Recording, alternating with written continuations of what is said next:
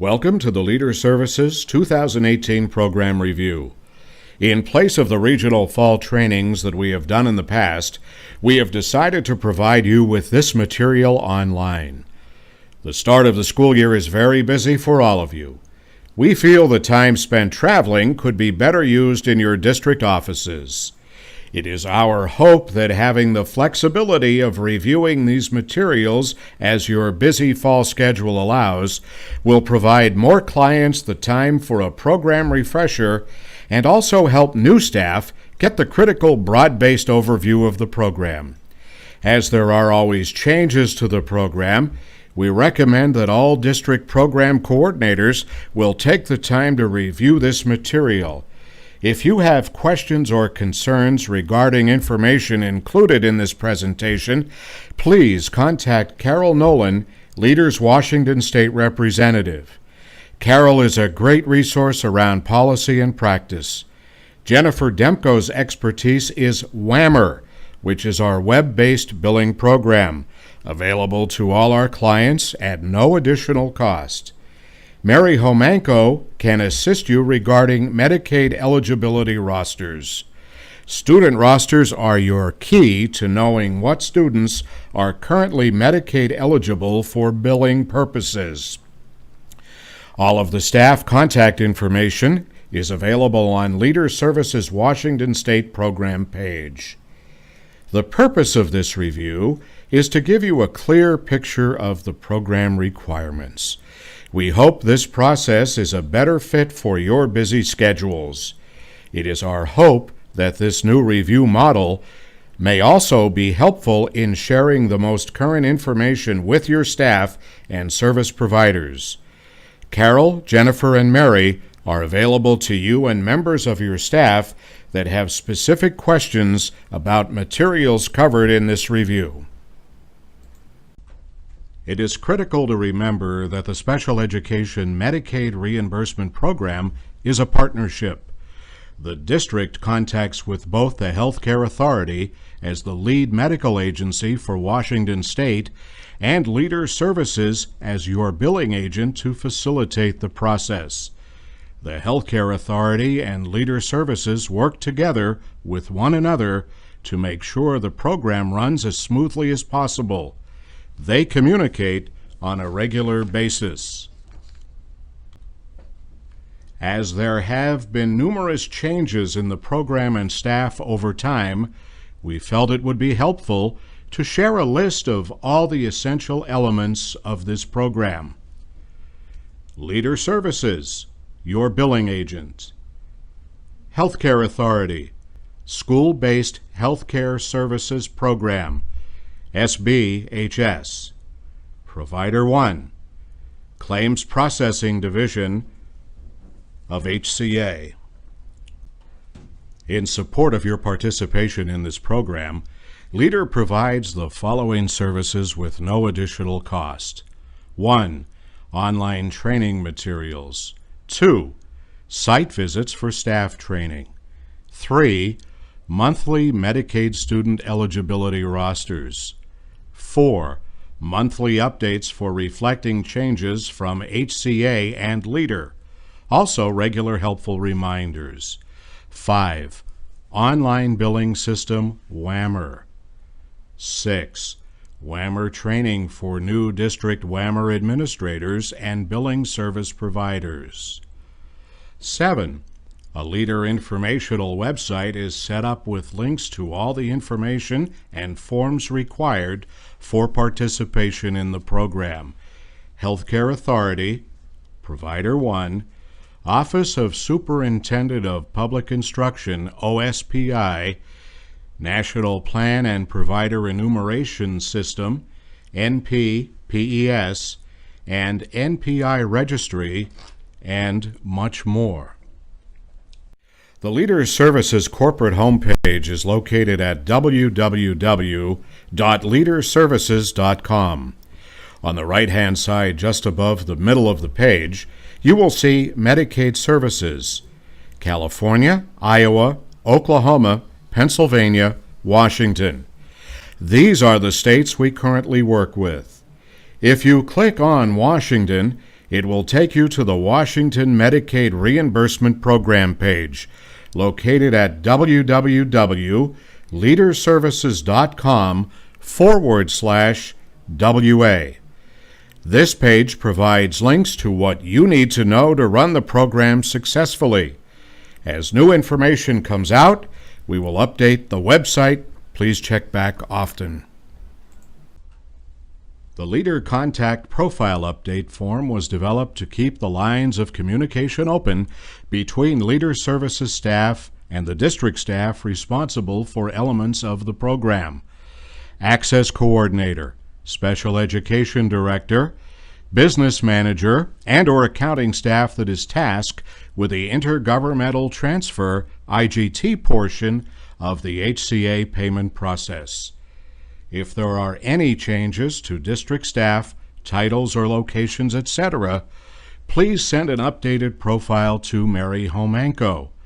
Current email addresses are critical. Mary has created an email blast list of all program access coordinators so that the team can get you the latest time-sensitive information. HCA is responsible for managing the Special Education Medicaid Reimbursement, which is the School-Based Healthcare Services Program, SBHS. The manager of the SBHS program is Shanna Muirhead. Participation in the SBHS program requires that your district enter into an interagency agreement with SBHS. Remember to keep a copy of the initial interagency agreement and any subsequent amendments for future monitoring or audit. The district also will be required to sign a core provider agreement with the HCA's Provider Enrollment section. The SBHS Billing Guide provides 1. Program Overview, 2. Provider Qualifications for Billing, 3. What services can be billed, including telemedicine, 4. Documentation, school-based requirements around referrals and prescriptions with specific information on electronic signatures. Annually, the district will be required to submit a provider and contact update form to SBHS by October 31st and throughout the year as changes occur. The form is in Excel format and is available on both the SBHS website and the Leader Services Washington website. The payment process for the SBHS program is handled through Intergovernmental Transfers, IGT. The Healthcare Authority Annual Provider and Contact Update Form is to be submitted by October 31st of each year. It should be updated during the year if new billable staff are added. The form is sent to Shanna Muirhead at HCA. This form is now in Excel format, which should be much easier for districts to use as they can now add or remove rows and columns. There are detailed instruction tabs which assist districts in completing the form. Just a reminder that the form is sent to Shanna Muirhead yearly and should list all providers who will be billing Medicaid as well as any providers who have resigned in the past 90 days.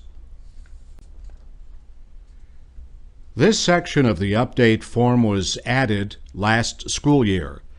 It has been very helpful for HCA staff to know who to email or to call if there are questions or concerns.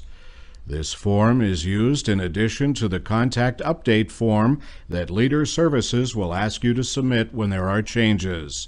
This keeps all of us on the same page. There is a link to the IGT flowchart on the Leader Services website. This is how the district gets paid.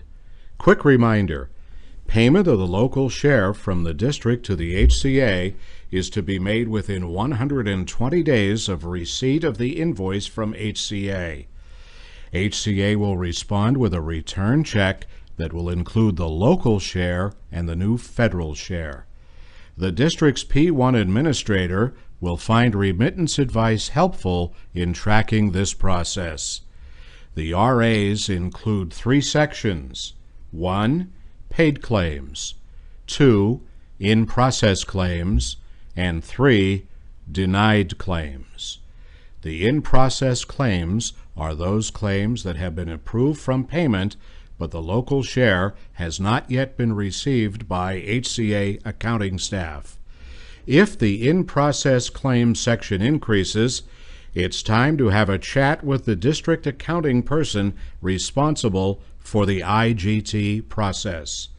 Just a quick reminder that the district only has 120 days from the date on the invoice to get the local share to HCA so the district can be reimbursed. If you have questions about any of the Healthcare Authority requirements, please contact Shauna Muirhead. She is your point of contact for the SBHS program at the Healthcare Authority. Leader Services staff have enjoyed working closely with Shauna. She has proved to be very knowledgeable and quick to respond. Establishing a Provider One account is one of the first steps in getting the district's reimbursement program started. The district is required to enroll as a billing provider, setting up the P1 account. It is recommended that a specific staff member be assigned this responsibility because it requires a designated username and password which is established by the HCA and sent to the responsible district staff person. That staff person will then be responsible for enrolling all the specific service providers' information into P1 under the district's NPI number. This is limited to the staff that will be billing for services provided to Medicaid-eligible special education students. The billable staff information entered into P1 includes their active license number, Social Security number, and NPI number. Providers may be enrolled under multiple districts or ESD P1 accounts. Note, access to HCA remittance and status reports is through the P1 portal. If you are replacing an existing P1 system administrator, you will need to submit the Provider One User Access Request form and a letter on your district's letterhead. If you need additional help, email Provider One Security. Include your domain number, date of birth for security verification, and description of your concern. Note, the District Provider One ID is a 7-digit number, also called the domain number. If you do not know what your domain number is, please give Carol, Jennifer, or Mary a call. If you don't have a special Medicaid binder or file, now is the time to create one. A copy of each of these documents must be readily available for program monitoring by the state or for audit by the federal government. Contracts, contract amendments, and core provider agreements are all pretty straightforward. If you can't find any or all of these documents, please let Shauna Muirhead from HCA know, and she may be able to send you a copy of the missing document or point you in the right direction. You may not have received a revalidation form from the Healthcare Authority yet, but the revalidation process is now established on a 5-year cycle. A link to the instructions for this process is on the Leader website.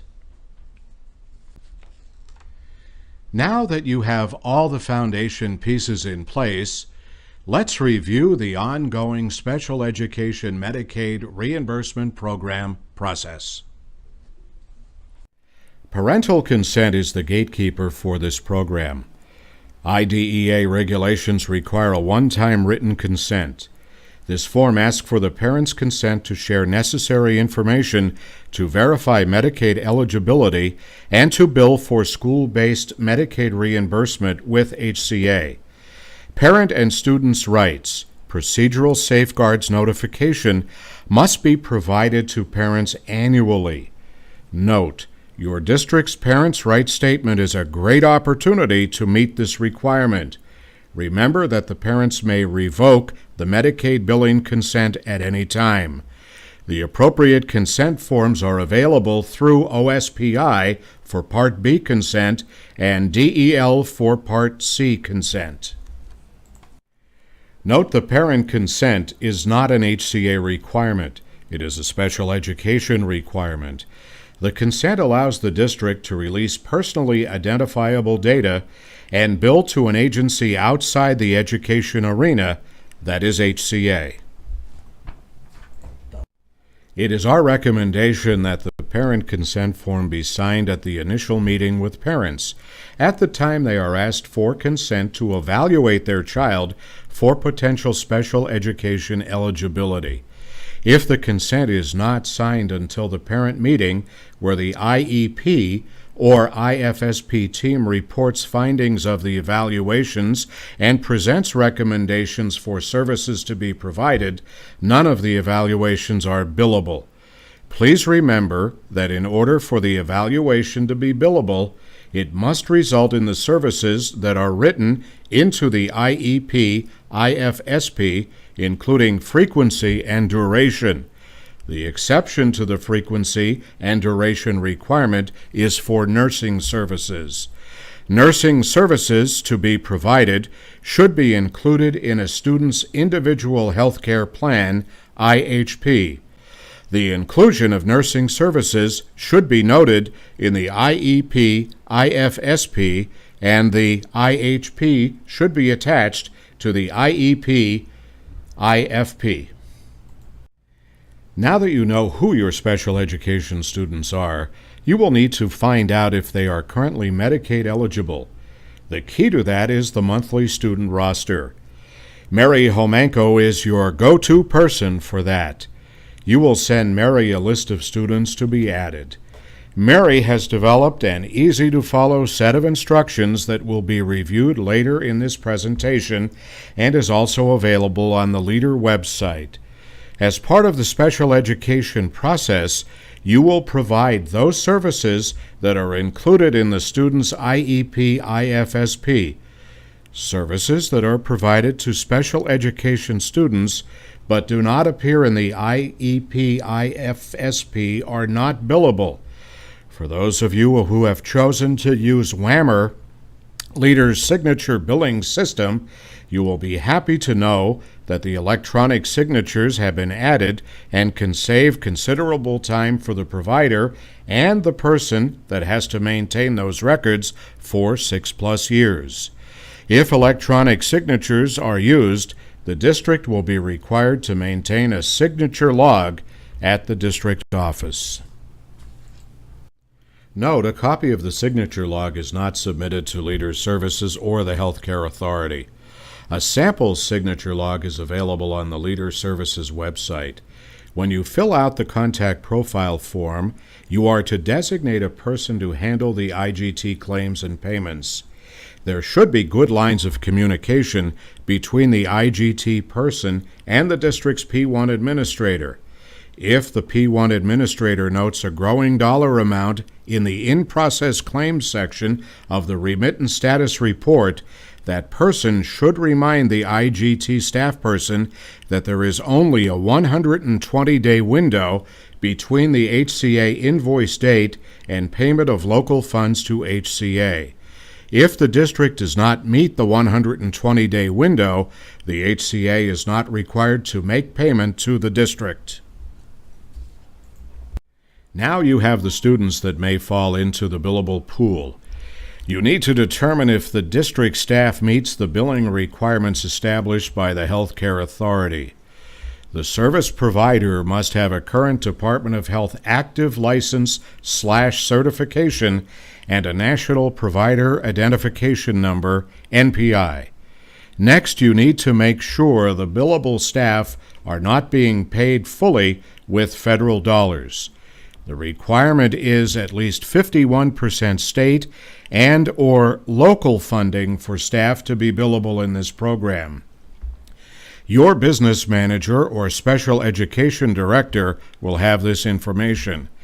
After the service provider information is entered into P1, you must check periodically for provider approval so the provider can begin to bill. Remember that the billable staff cannot be 100% federally funded. In order to participate in this program, 51% of their salary must come from state and local funds. Check with your special education director and/or your business manager if there is any question about staff funding. The lead Medicaid agency in each state decides who may bill and what may be billed. In Washington, the current billable services are 1. Psychological evaluation and services. 2. Audiology evaluations and services. 3. Counseling evaluation and services. 4. Nursing evaluation and services. 5. Occupational therapy evaluations and services. 6. Physical therapy evaluation and services. And 7. Speech-language evaluation and therapy services. These services and codes to be used are detailed in the Healthcare Authority School-Based Healthcare Services SBHS Billing Guide. The guide is updated regularly, and a link is available on the Leader Services website. HCA is now including a summary of changes in the very first part of the guide. As new guides come out, the service providers should check the summary to see if their practice will be impacted by the newest changes to the guide. Billable staff must have a current Department of Health DOH license or certification. A reminder, most school psychologists in the state of Washington have their Educational Staff Associate, ESA, through OSPI, but are not licensed psychologists. To participate in the SBHS program, district staff must have a current Washington Department of Health license, NPI number, an assigned school-based taxonomy code, and be approved in Provider 1. A list of school-based taxonomy codes can be found in the HCA Medicaid Provider Guide and can be accessed on the Leader Services website. For staff that have not yet applied or received an NPI number, there is a link to NPPI on the Leader Services website. Providers may be enrolled under multiple school districts/ESDs Provider 1 accounts. Providers may be school district staff or contracted providers. The designated district staff will be responsible for enrolling all their billable providers in P1. Parental consent is the gatekeeper for this program. We recommend that you get the Medicaid consent signed when parents give consent to evaluate their child for special education eligibility. That way, both the evaluation and the services included in the IEP/IFSP can be billed. Parents/guardians must have signed the consent form, and the student must be found eligible for special education for the district to do any billing for services provided. The consent form/letter should be kept in the student's special education file for audit purposes. Leader Services submits a monthly electronic eligibility check to Provider 1 to determine a student's current Medicaid eligibility status. When the current eligibility is returned from P1, Leader automatically loads only the new eligible students to WAMR and also places the student on the eligibility roster. Ineligible students are placed on the ineligible roster. Leader also uploads all of eligibility data for all the current students on WAMR for review. Rosters are mailed to schools each month. Schools are required to review the roster and make any necessary updates, including student additions, deletions, and corrections. The information should be sent, email, or fax to Mary Homenko by the 10th of each month. An Excel spreadsheet attachment is preferred with separate columns for last name, first name, date of birth, and gender. Don't forget to go into WAMR and inactivate or delete students. Keeping the rosters current becomes critical in March if the district needs to apply for a safety net award. The safety net team will review your March eligibility information from Leader to determine which students have Medicaid eligibility and hold the district accountable for billable services.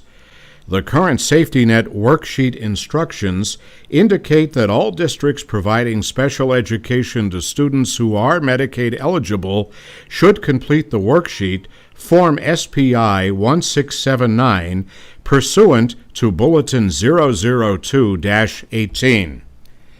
Pursuant to WAC 392-140-675, Special Education Safety Net awards will be reduced for those districts not maximizing Medicaid billing for students receiving special education services.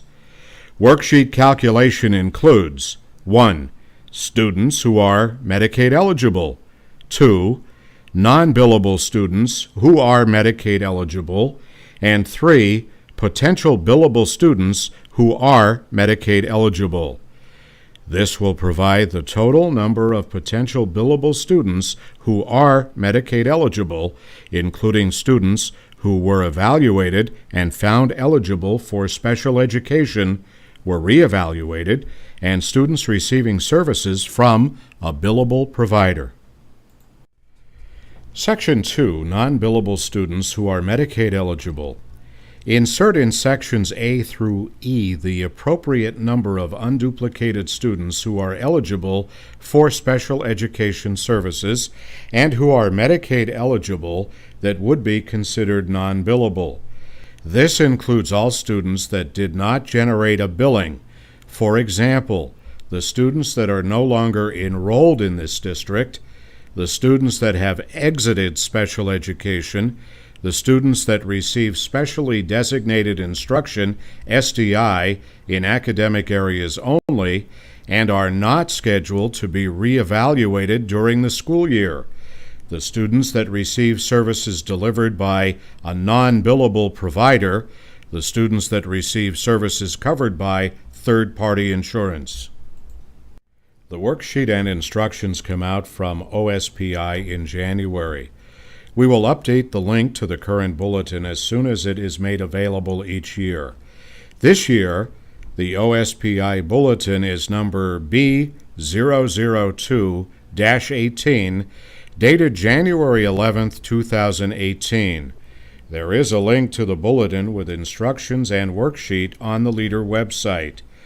For those districts that will be applying for safety net relief, the March roster will continue to be the baseline for the OSPI Medicaid eligible worksheet. Quick reminders. Students must be in special education.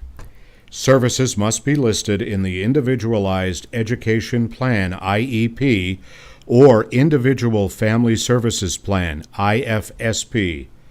Parental consent letter must be signed and in the special education file. Students must be currently Medicaid eligible. See current monthly rosters.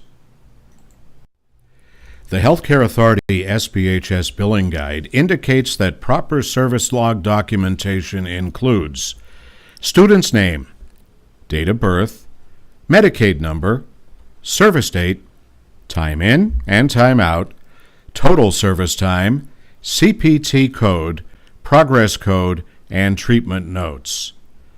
Service provider's name, title, NPI number, and signatures. Note: supervisor signatures are only required for OTA, PTA, SLPA, LPN, and a non-credentialed employee working under the supervision of an RN. To meet the standard requirements for treatment notes, remember that the basic SOAP note would meet the requirements indicated by the HCA.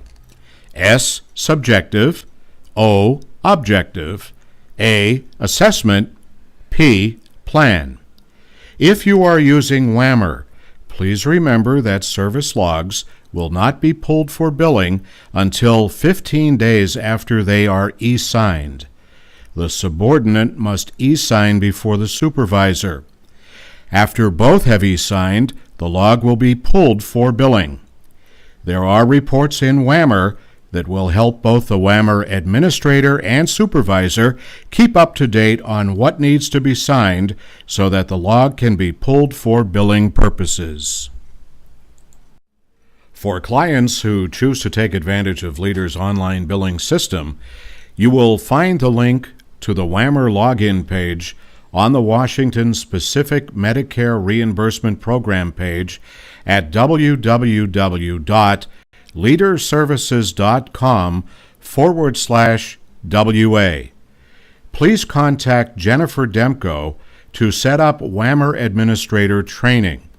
Jennifer can be reached at jdemko@leaderservices.com or 1-800-360-8511, extension 732.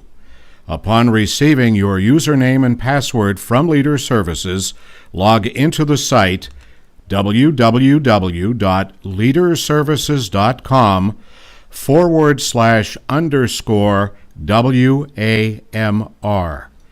Don't forget to bookmark this address so you can easily access it later. As WAMR administrator, you are responsible for setting up your users and rosters. If additional training is needed for the service providers, please let Jennifer know, and she will put you in contact with our staff to set up training at your convenience. Whether the staff are using WAMR or paper service logs, the HCA guide indicates that the following must be included: student's name, date of birth, Medicaid number, service date, time in and time out, total service time, CPT code, progress code, and treatment notes. Logs must include service provider's name, title, NPI number, and signatures. Note: supervisor signatures are only required for OTA, PTA, SLPA, LPN, and a non-credentialed employee working under the supervision of an RN. All of the information that appears on the paper logs is also available in drop-down menus on WAMR. 1. Procedure codes. 2. Treatment notes. 3. Progress toward IEP, IFSP goals. 4. Time in and time out calculator for total time. 5. Optional location menu. 6. Optional absence menu. And 7. Spell check. WAMR allows providers and supervisors to digitally sign their records. All providers and supervisors need to sign the signature form. The form is not sent to HCA or Leader. It is maintained in the district as part of the district's documentation for audit purposes. When providers and supervisors click on WAMR logs and then the e-signature link for the first time, they will see an initial electronic signature certification statement and will be prompted to enter their WAMR password to agree to the statement.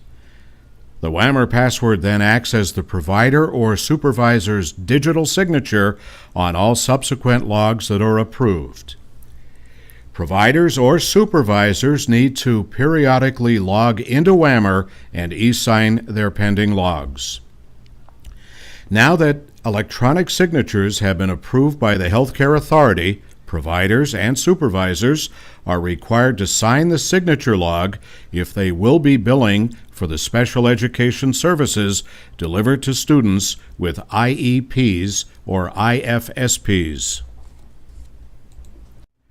The document transmittal form is only used by those districts that are submitting paper service logs. It is recommended that districts submit their service logs on a monthly basis. A copy of this form is available on the Leader website.